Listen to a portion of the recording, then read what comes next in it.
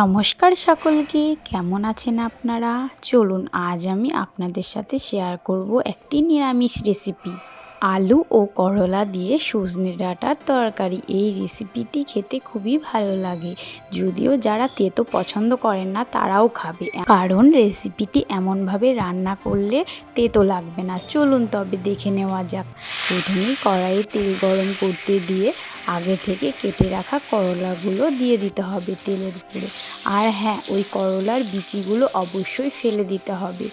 দিয়ে ভালো করে ভেজে নিতে হবে। একটু ভেজে আসার পর আগে থেকে কেটে রাখা আলুগুলোও দিয়ে দিতে হবে। দিয়ে সব কিছু ভালো করে একটু ভাজা ভাজা করে নিতে হবে। করলাগুলো একটু বেশি ভেজে নিতে হবে, তাহলেই তেতো লাগবে না। এবার সামান্য পরিমাণে হলুদ গুঁড়োও দিয়ে দিল। আবারও সব কিছু ভালো করে মিশিয়ে নিয়ে লাল লাল করে ভেজে নেবে।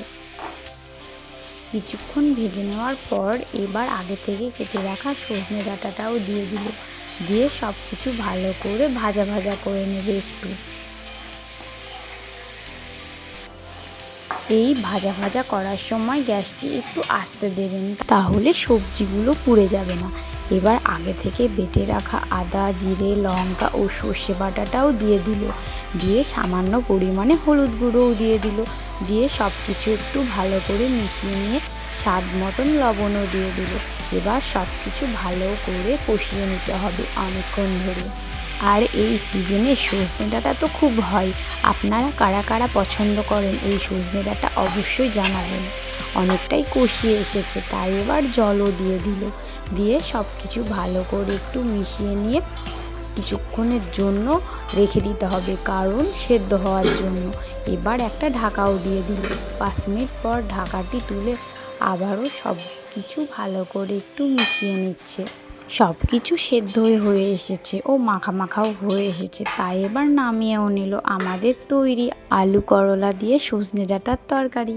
এই রেসিপিটি একদিন অবশ্যই বাড়িতে তৈরি করে দেখবেন, কেমন লাগবে জানাবেন। চলুন এবার আমি আপনাদের দেখাবো রুটি দিয়ে খাওয়ার জন্য একটি সবজি তরকারি। সেই জন্য কড়াইয়ে তেল দিয়ে তেল গরম হয়ে আসলে 5 ফোড়ন, শুকনো লঙ্কা ও তেজপাতা দিয়ে ভাজা ভাজা হয়ে আসলে আগে থেকে কেটে রাখা আলুটাও দিয়ে দিল। দিয়ে ভালো করে একটু লাল লাল করে ভেজে নিয়ে তুলেও নিল। এবার আবারও কিছুটা তেল দিয়ে ওই পেঁয়াজ কুচিগুলো দিয়ে দিল। দিয়ে সব কিছু ভালো করে একটু লাল লাল করে ভেজে নেবে। কিছুক্ষণ ভেজে নেওয়ার পর আগে থেকে কেটে রাখা এই কলা কুচনোগুলো ওই পেঁয়াজ ভাজার মধ্যে দিয়ে দিল। দিয়ে সব কিছু ভালো করে আবারও মিশিয়ে নিচ্ছে। দিয়ে একটু ভাজা ভাজা করে নেবে। আর এই সময় গ্যাসটি অবশ্যই আস্তে দেবেন, নইলে কলাটা পুড়ে যাবে। এবার সামান্য পরিমাণে হলুদ গুঁড়ো দিয়ে দিল। দিয়ে আবারও একটু কিছুক্ষণ ভেজে আসার পর ওই আগে থেকে ভেজে রাখা আলুগুলোও দিয়ে দিল। দিয়ে সব কিছু আবারও ভালো করে মিশিয়ে ভেজে নিচ্ছে একটু লাল লাল করে। এবার আগে থেকে বেটে রাখা আদা ও জিরে লঙ্কা বাটাটাও দিয়ে দিল। দিয়ে সব কিছু ভালো করে একটু কষিয়ে নেবে। এতে একটু অল্প মশলা দিতে হয়। সব কিছু মিশিয়ে নেওয়ার পর এবার সামান্য পরিমাণে লবণও দিয়ে দিল স্বাদ অনুসারে।